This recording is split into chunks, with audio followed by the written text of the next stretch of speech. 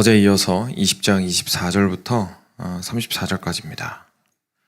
사무엘상 20장 24절부터 34절까지 같이 교독하도록 하겠습니다.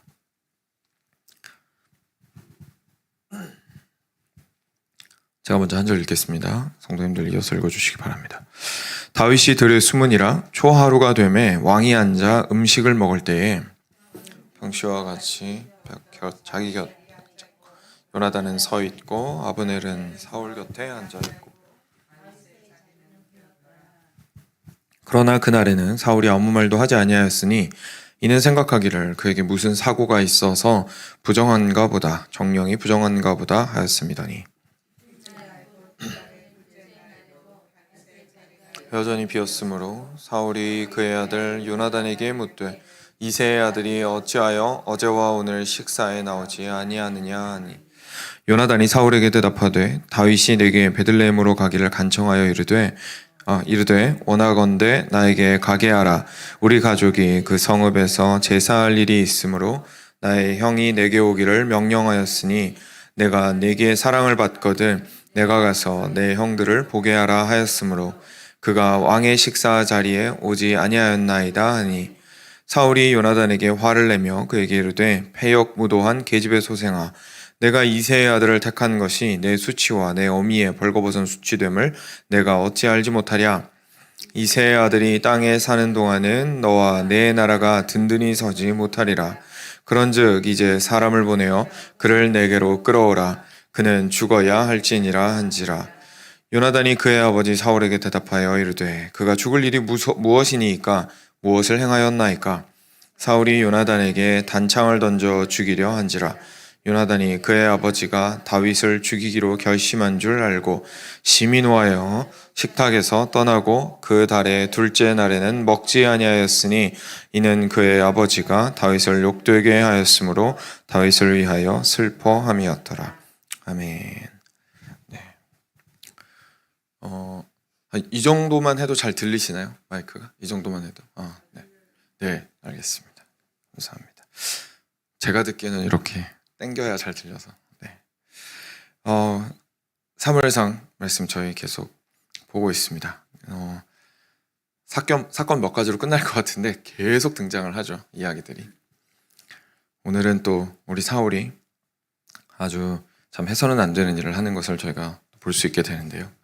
오늘 말씀을 통해서는 이제 그동안 세 인물이죠. 사울, 다윗, 그리고 요나단 이 세 인물이 어떻게 서로가 서로를 생각하는지 이런 것들을 좀 같이 살펴보고 생각해 보면서 묵상해 보면서 우리의 삶도 좀 돌이켜 보았고 했습니다. 계속해서 반복되는 패턴들이 있어요. 그런데 그 패턴들이 좀 다양하게 드러나는 것들을 저희가 또 발견을 하게 됩니다. 깊이 들어갈수록. 근데 오늘은 한번 오늘의 이야기 너머에 있는 이야기까지 저희가 한번 조금 들어가 보고자 합니다. 그래도 그러기 위해서는 먼저 본문에 집중을 해야겠죠. 24절입니다. 다윗이 들에 숨어 있었습니다. 요나단한테 어제 말씀에서 다 보셨겠지만 요나단한테 확인을 좀 부탁을 했었죠. 그 사울의 왕의 심경을. 그래서 초하루가 되어서 어차피 음식을 같이 먹을 때가 되었는데 그때 모여서 다 같이 식사할 때에 다윗도 아주 중요한 인물이기 때문에 당연히 초대를 받았는데 그 자리에 없었습니다. 들에 숨어 있었기 때문입니다. 근데 그때 이제 다윗이 자리가 25절에 비어 있다는 사실을 사울 왕이 인지를 했습니다. 사람이 많이 모였겠죠. 근데 이 사람 마음에는 거의 다윗밖에 없으니까 눈에 바로 들어왔을 겁니다. 다윗이 없네.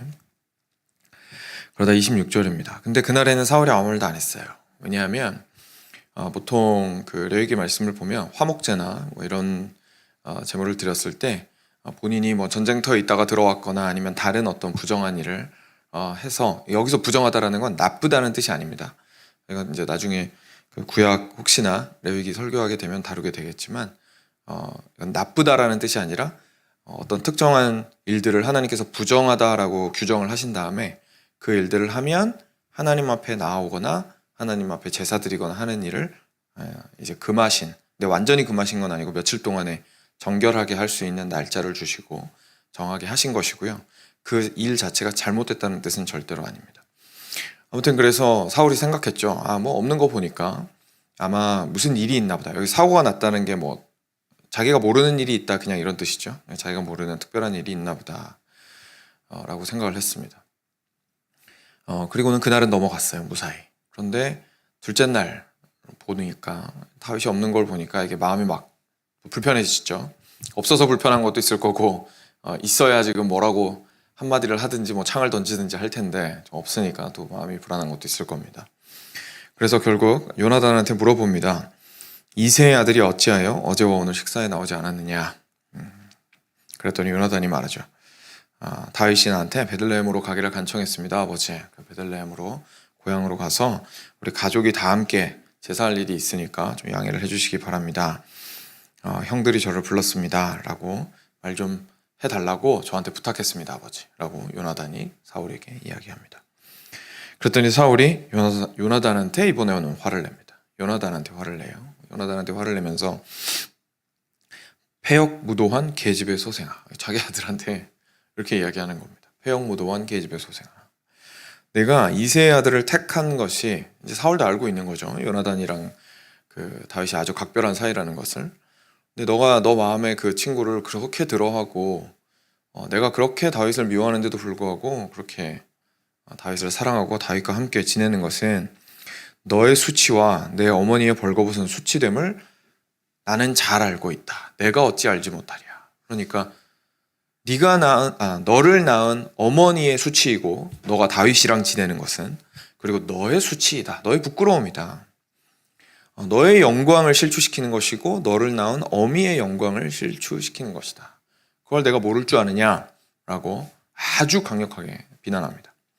그리고는 그 이유를 31절에 말합니다. 이새의 아들이 땅에 사는 동안에, 이 목숨이 붙어 있다면, 다윗의 목숨이 붙어 있다면 너와 너의 나라가 든든히 서지 못할 것이다. 요나단이 결국은 왕위를 물려받아야 되는데 요나단이 물려받게 될 왕위가 든든히 서지 못할 것이다. 그러니까 이제 사람을 보내어서 뭐 베들레헴이 있든 어디 있든 상관없다. 데리고 와라. 데리고 와서 끌어다 놓아라. 반드시 내가 죽이고 말겠다라고 사울이 이야기를 합니다. 그랬더니 요나단이 이렇게 말하죠. 그가 죽을 일이 무엇이니까 무엇을 행하였나이까. 아버지, 도대체 이 다윗이 행한 게 뭡니까? 잘못한 거 없습니다. 그랬더니 사울이 요나단에게 단창을 던져서 죽이려고 합니다. 그러니까 제가 이제 여러 가지 패턴으로 그 미움의 마음과 그리고 하나님을 두려워하지 않는 사람의 마음이 드러난다고 초입에 말씀을 드렸는데, 이번에는 자기 아들마저도 죽이고자 하는 수준까지로 그 패턴이 드러나는 것을 보게 됩니다. 그래서 자기 자신을 죽이려고 하시는 거 보니까 이게 요나단이 이거는 돌이킬 곳이 없구나 싶은 거죠. 아들인 나를 다윗 때문에 죽이고 싶어 하실 정도라면 이거는 다윗 본인이 나타났으면 절대로 타협 없이 바로 죽는 것이다 라는 확신이 들었습니다. 그래서 34절에 심히 노하여 식탁에서 떠나고 그 달의 둘째 날에는 먹지 아니하였으니 이는 그의 아버지가 다윗을 욕되게 하였으므로 다윗을 위하여 슬퍼함이었더라. 요나단이 너무 화가 나고 슬펐습니다. 왜냐하면 다윗이 자기 아버지한테 온전히, 그러니까 요나단의 아버지죠, 사울 왕한테 인정받지 못할 뿐만 아니라 실제로 죽임을 당하게 생겼기 때문에 너무너무 마음이 아파하고 슬퍼하였던 것을 저희가 보게 됩니다. 여기까지가 오늘의 이야기입니다. 오늘 그 큐티 말씀 제목을 봤더니 의로운 항변과 미움받을 용기라고 되어 있더라고요. 그래서 저희들한테 어떻게 보면 필요한 메시지이기도 한 것 같지만, 제가 오늘은 좀 다른 각도에서 여러분들에게 이런 구약 이야기를 읽을 때 어디까지 진전될 수 있는지에 대해서 조금 이야기를 해드리려고 합니다. 일단 오늘 이야기를 통해서 명확하게 저희가 볼 수 있는 것은 사울이 다윗을 어떻게 보고 있고, 그리고 요나단이 다윗을 어떻게 보고 있는지를 저희가 일단 볼 수 있습니다. 그렇죠? 그래서 사울이 다윗을 볼 때에는 지금 이제까지 저희가 계속해서 몇 주째 살펴보고 있지만 정말 너무너무 미워하고 있습니다. 근데 그 미워하는 것의 중심에는 제가 말씀드렸던 것처럼 하나님을 두려워하지 않는 마음이 있었습니다. 그리고 하나님을 두려워하지 않아서 그럼 그 마음이 어떻게 되었느냐? 하나님을 두려워하지 않는 사람은, 다시 말하면 하나님을 사랑하지 않는 사람인데, 그 사람은 마음이 왜곡이 되어서 그 사랑의 방향이 자기 자신을 향하게 됩니다. 하나님을 사랑하여야 할 사랑이 자기 자신을 향하면서 자기 사랑이 극대화된 사람이 되어버립니다. 근데 자기 사랑이 극대화되어 버린 사람은 그때 참 안타까운 상황을 또 저와 함께 살펴보셨던 것처럼 자기 딸부터 시작해서 온갖 주변의 사람들을 전부 이용하기 시작하죠. 다른 사람을 수단으로 삼아서 나의 만족을 추구하고자 하는 겁니다. 이 사람이 원하는 게 뭐였죠? 다윗이 죽는 겁니다. 중간에 한번 요나단이 이렇게 권면을 했을 때 잠깐 뜻을 돌이키긴 했지만 말씀드렸다시피 그것은 변덕에 불과했고 회개라든지 자기 자신의 마음의 중심을 살펴보고 나서 실제로 정말로 마음의 뿌리까지 돌이킨 것은 아니었습니다. 그리고 그랬다라는 사실이, 그때 그게 단지 변덕에 불과했다는 사실이 오늘 사실 명확하게 드러나게 되죠. 반드시 내가 죽이고 말겠다라는 것이 사울의 마음 가운데 있었던 것을 통해서 보게 됩니다. 오늘의 미움은 사울이 가지고 있는 그 마음에 다윗을 향한 미움은 그 수준이 어디까지 뻗치기 시작했냐면 원래는 자신이 사랑하는 사람을 수단으로 여기고 이용하는 것도 사실은 이미 충분히 멀리 간 건데 어느 정도까지 왔냐면 이 다윗과 붙어있는 모든 사람을 함께 미워하는 데까지 나아간 겁니다. 이것이 자기 사랑이 아주 커진 사람의 흔히 보이는 패턴 중에 하나입니다. 다른 곳에서 내가 생각하는 불의하다고 생각하는, 내 기준에서 불의하다고 생각하는, 그래서 미워할 기준이 아주 확실해요. 그래서 저 인간은 이렇게 저렇게 하면 안 되기 때문에 내가 미워하는 것에 계속 연료가 있습니다. 왜냐면 이게 무슨 뜻이냐면 저희가 분노가 지속적으로 타오르려면, 미움이 지속적으로 타오르려면 연료가 필요하거든요. 그 사람을 보면 이제 내가 생각하는 온갖 불의한 일은 다 저지르고 다니는 거예요. 사울의 눈에는 다윗이 행하는 모든 일이 뭘로 보이는 거죠? 자신과 요나단의 왕위를 찬탈하고자 하는 행동으로 보이는 겁니다. 계속 그 연료를 자기 미움에 제공을 해줘요. 미움이 막 활활 타오르죠. 그 미움이 계속해서 타오르다 보면 상대방이 잘 되게 해주는 주변의 모든 사람들까지 함께 미워하게 되는 것을 저희가 사실 쉽지 않게 주변에서도 발견하게 되고 오늘 이야기에서 보게 되는 겁니다. 그래서 사울은 다윗을 너무나 미워했기 때문에 심지어 그 다윗과 함께 친하게 지내는 요나단까지도 미워하게 되는 지경에 이르렀습니다. 방금 그 연료라고 표현을 드렸는데 땔감, 미움을 불지피기 위한 지속적인 땔감이 제공되어야 된다고 말씀을 드렸는데요. 여기서 사울이 생각하는 땔감이 이제 방금 말씀드렸다시피 다윗이 결국은 자신과 우리 요나단의 그 왕위를 빼앗고자 한다라는, 그 나라를 빼앗고자 한다라는 생각이었죠. 그런데 첫 시작이 어땠는지를 생각해 본다면 실제로 다윗이 그런 뜻을 내비치거나 실제로 다윗이 다른 사람들이 자신을 막 높일 때 사울은 천천히요 다윗은 만만히로다 라고 할 때 그것을 막 그 영광을 받아서 누리거나 나중에 저희가 압살롬에서도 보지만 압살롬처럼 사람들의 인기를 인위적으로 얻은 다음에 그걸 자기가 이용하거나 하는 모습을 한 번도 본 적이 없습니다. 다윗에게서는. 그죠? 다윗이 실제로 그 왕위에 관심이 있다거나 그 왕국에 관심이 있는 모습을 보인 적이 한 번도 없어요. 그 블레셋 사람들을 치면 내가 딸을 주겠다라고 이야기했을 때에도 결국 다윗이 오케이를 했던 것은 군대 천부장으로서 자신의 역할을 감당해야 하기 때문에 군사적 명령을 내렸을 때 그 명령에 합당하게 순종했습니다. 그리고 그때에도 사울의 이유는 뭐였냐면 나를 위한 이 전쟁에, 사울이 그렇게 사실 말하면 안 됐었는데도 다윗이 이렇게 명령을 듣는 사람으로서, 천부장으로서 우리 최고 통수권자가 이야기하는 걸 들으면 나의 원수를 갚는 것 좀 도와달라라고 했을 때 실제로 도와준 겁니다. 그렇죠? 다윗이. 그리고 넘치도록 도와주었죠. 100명의 포피를 가져오라고 했는데 200명의 포피를 가져왔습니다. 그랬던 것처럼 하나하나 명료하게 그 상황을 보게 되면 사울 입장에서도 부정할 수 없는 증거가 다윗에게서 드러나게 됩니다. 그렇지만 지금 사울은 마음을 정한 거예요. 미워하기로. 그렇죠? 미워하기로 마음을 정하고 저 인간이 없어야 내가 마음이 편하겠다라고 생각을 하면서 그것을 끝까지 시행에 옮기는 것을 저희가 보게 됩니다. 반면에 요나단은 어떤가요? 요나단은 정말 사울과 이렇게 대조를 했을 때 너무나 다를 뿐만 아니라 저희가 단순히 합리적인 눈으로 보아도 그 또한 신기하고 또 이해가 잘 되지 않는 사랑의 모습을 이번에는 보여줍니다. 사울은 이해가 되지 않는 미움의 모습을 보여준다면 요나단은 이해가 안 되는 사랑의 모습을 보여줍니다. 하나님을 참 두려웠기 때문이라는 것을 이제 저희가 처음에 좀 살펴보았었죠. 이전에. 하나님을 정말 두려워해서 같이 하나님을 두려워하는 다윗을 정말로 요나단은 사랑했는데 요나단의 사랑이 오늘 어디까지 나오냐면 아버지가 자기 자신을 죽이려고 하는데 지금 뭘 위해서 슬퍼하죠? 다윗을 위해서 슬퍼하고 있습니다. 아버지가 나를 죽이려고 했는데 지금 다윗을 위해서 슬퍼하고 있어요. 지금 자기가 죽을 고비를 넘겼지만 그러면 그 미움이 아버지를 향한 미움으로 이렇게 번질 수가 있는데요. 그 분노가, 그렇죠? 방금 그 죽을 뻔한 그 분노가 아버지를 향한 미움으로 얼마든지 번질 수 있는데, 그리고 합당한 분노인데 어떻게 보면, 그런데도 그렇게 하지 않고 오히려 성경이 말하는 바는 다윗을 향한 슬픔에 분노했던 것을 보게 됩니다. 이건 너무나 불의하다. 우리 아버지가 하나님을 경외하셨다면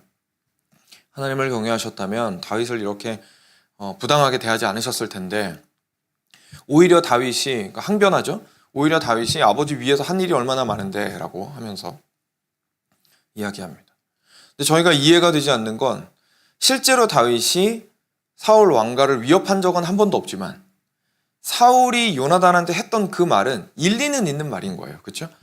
다윗이랑 계속 친하게 지내면 결국은 다윗이 너 잡아먹을 거고 결국은 다윗이 왕 될 건데 너는 지금 도대체 이게 지금 왕이 얼마나 되기 힘든 거고 중요한 거고 네가 내 아들이니까 이 왕국을 이어받아야 되는데 지금 그 속도 모르고 지금 이 가장 나의 큰 원수와 친하게 지내려고 하고 있느냐. 그거는 너를 낳아준 어미가 그러라고 너를 낳은 게 아니다. 너를 낳은 어미를 수치스럽게 하는 거다. 너희 엄마가 그거를 원하셨겠니? 그리고 너 자신도 왕위에 오르는 영광을 얻을 수가 있는데 너 스스로 어찌하여 그것을 발로 차고자 하느냐라고 하면서 막 욕을 그냥 퍼붓는 거죠. 그런데 요나단은 거기에서 마음을 참 계속해서 다윗을 향하고 있는 것을 저희가 보게 됩니다.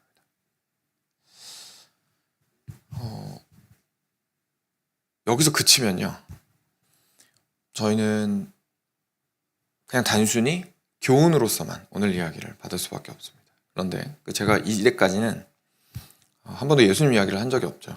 근데 사실 모든 부분에서 예수님 이야기를 할 수는 있었는데 하지 않았던 이유는 본문에 좀 집중하는 훈련들을 우리가 계속해서 해야 되기 때문에 그동안 일부러 이렇게 본문에만 집중을 해서 저희가 함께 살펴보았던 거고요. 근데 사실 예수님으로 이제 한 단계 조금 가보겠습니다. 왜냐하면 계속해서 패턴이 반복되고 있기 때문에. 예수님께서도 사실 저희를 아주 깊이 사랑하셨습니다. 그리고 예수님께서 저를 그렇게 깊이 사랑하신 것에는 왜 그러셨을까요? 아버지 하나님을 향한 크신 사랑이 거기에 있었습니다. 요한복음에 보면 예수님께서 얼마나 아버지 하나님을 당신이 사랑하셨는지가 나옵니다. 요나단이 하나님을 두려워하였던 것처럼.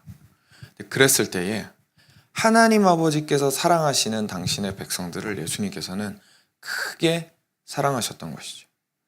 그래서 오늘 요나단이 다윗을 향하여 보여준 그 사랑의 마음과 같이 그랬던 겁니다.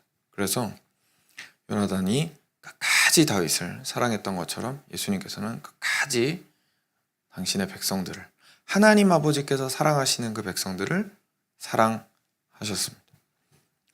근데 여기에서 저희가 평소에 잘 생각하기 힘든 한 가지 개념을 한번 기억해 보고자 합니다. 단순히 저희는 예수님께서 저희를 사랑하셨다라고 생각하시는데요. 거기에서 아주 중요한 개념이 있는데, 사랑은 언약 안에 자기 자신을 속박시킵니다. 사랑은 언약 안에 스스로를 속박시킵니다. 더 쉬운 편으로 하면 사랑하는 사람은 저 상대방을 사랑하겠다고 약속을 한 이후에 그 약속을 끝까지 지키는 것으로 그 사랑을 드러냅니다. 요나단이 했던 것이 바로 그것이었습니다.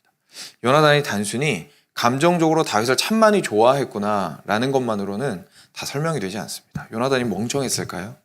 요나단이 자기 왕위의 중요성을 몰랐을까요? 요나단이 뭐 다른 것들은 사실 한번 생각해 보세요. 요나단이 자기 아들이라고 생각해 보세요. 요나단이 자기 아들이라고 생각하면요, 지금 요나단의 상황이 어떻죠? 그 세상 이치 모르고 그냥 자기 감정 따라가는 애예요. 친구 좋다고 막 쫓아다니는 애잖아요. 그렇죠? 정말 인간적인 눈으로, 지금 성경에 있으니까 저희가 하나님의 눈으로 보려고 하는 거지, 저희 아이를 생각을 해보면 세상 이치 모르고 지금 왕위가 얼마나 중요한지도 모르고 자기 앞가림도 못하고 친구 좋다고 쫓아다니는 애예요. 그러니까 얼마나 답답하겠어요, 부모 마음에. 그렇죠? 근데 지금 말씀이 우리한테 보여주는 바는 우리 요나단 같은 경우에는 그 경우가 달랐다라는 것을 말해주고 있는 건데, 무엇이 달랐느냐? 하나님을 사랑함으로 말미암아 다윗과 언약을 맺었다라는 표현이 나오기 때문에 그렇습니다. 그 언약이 무엇이죠? 사랑하기 위한 언약입니다. 너 나랑, 그리고 그 나중에 무비보셋을 다룰 때도 다윗이 그 언약을 기억하잖아요. 그러니까 너 내 가족한테도 잘해줘야 되고 나도 너 가족한테도 잘해줄 거다. 그리고 나 너 끝까지 사랑하고 우리는 이 충절을 지킬 것이다. 하나님 앞에서 이 사랑의 관계를 끝까지 유지시켜 나갈 것이다 라는 맹약을 우리 다윗과 요나단 간에 합니다. 예수님께서 우리를 사랑하셨을 때에 예수님께서 하신 일은 뭐냐면 우리와 언약을 맺으신 겁니다. 그래서 우리가 정말로 가슴 깊이 평안을 누릴 수 있는 이유는 안전한 언약 안에 우리가 있기 때문인 겁니다. 우리가 만약에 예수님의 사랑하는 감정에 저희의 목숨을 걸고 있다면 예수님의 눈치를 봐야 할 겁니다. 혹시나 우리의 사랑과 같이 예수님의 사랑이 변하지는 않을까? 나의 행동에 따라서 예수님의 사랑이 위로 올라갔다가 아래로 내려왔다가 하지는 않을까? 그런데 저희가 확실하게 알 수 있는 게 한 가지 있습니다. 뭐죠? 예수님께서는 내가 널 사랑한다라고 단순하게 지속적으로 말씀하신 게 아니라 언약을 우리와 맺으셨다라는 것을 알 수 있습니다. 내가 무슨 일이 있어도 너를 사랑할 거다. 무슨 일이 있어도 내가 너 살려내겠다. 오늘 요나단이 무슨 일이 있어도 내가 다윗을 끝까지 사랑할 것이며 이 목에 칼이 들어오고 단창이 나한테 날려오고 내 아버지가 이 관계를 끊으려고 할지라도 이 관계는 끊을 수 없다 라고 말하면서 끝까지 이야기하고, 그리고 이 다윗의 생명을 자신의 생명보다 귀하게 여기고 자기 생명이 해함을 입는 상황에서도 심지어 다윗의 생명을 인하여 슬퍼하였던 것처럼 우리 예수님께서도 실제로 그러셨던 겁니다. 그래서 우리를 위해서 이 땅 가운데 오셨고, 그래서 우리 예수님께서는 실제로, 요나단은 오늘 실제로 칼 맞고 죽진 않았지만 예수님께서는 실제로 십자가에 못 박혀 우리를 위하여 당신의 목숨을 주셨던 것이죠. 이것이 예수님께서 우리에게 주신 사랑입니다. 근데 다시 한번 말씀드리지만 그 사랑의 근거는 예수께서 맺으신 언약에 있습니다. 내가 너희를 사랑하기로 결정하였노라. 어떻게 알 수 있을까요? 성경은 예수님과 우리 교회와의 관계를 결혼이라고 표현합니다. 결혼은 언약 관계죠. 결혼 안에 있는 사람의 감정은 계속 업이 있고 다운이 있어요. 그렇죠? 사랑스러워 보일 때도 있고 너무너무 미워 보일 때도 있습니다. 그런데 그것을 끝까지 지켜나가는, 그 사랑하는 마음을 지켜나가는, 그리고 내 마음 가운데 마음이 가라앉거나 미워하는 마음이 있어도 끝까지 그것을, 심지어 없는 마음을 불러일으키려고 노력하면서까지 상대방을 위하려고 하는 근거는 어디서 나오죠? 언약에서 나옵니다. 내가 저 사람과 언약을 맺었고 저 사람을 끝까지 사랑하기로 하나님 앞에서 우리가 함께 언약을 맺었다. 다윗과 요나단이 언약을 했던 것처럼. 그리고 거기는 이제 우정의 언약이긴 했지만요. 그래서 결혼은 그런 언약 관계입니다. 예수님께서는 우리와 언약 안으로 우리를 데리고 들어오시면서 스스로를 구속하신 겁니다. 예수님께서는 우리를 사랑하지 않으실 자유가 있습니다. 하나님께서는 이스라엘 백성들이 애굽 땅에 있었을 때에 부르짖었을 때 듣지 않으실 자유가 있었습니다. 안 들으셔도 상관없어요. 왜냐하면 하나님이 잘못하셔서 그 백성들이 거기 있는 게 아니거든요. 그러니까 하나님께서는 전혀 그 이야기를 듣지 않으셔도 상관없지만 그냥 단순히 이방 신들처럼 기우제 지내면 비 내려주고 음식 달라고 제사 지내면은 뭐 음식 내려주고 하는 수준을 넘어서서 너희가 나의 백성이 되고 나는 너의 하나님이 되리라라고 하면서 결혼을 하신 거예요. 그렇기 때문에 우리가 가장 다시 한번 돌아와서 평안한 마음을 가질 수 있는 것은 우리가 언제 평안하죠? 사랑이 흔들리지 않을 때 평안하거든요. 내가 어떤 상황 가운데에서도 이 사랑은 변함이 없을 거다라는 것으로 인하여서 내가 평안한 건데, 근데 그 근거가 어디에 있다고요? 그걸 왜 그렇게 생각할 수 있다고요?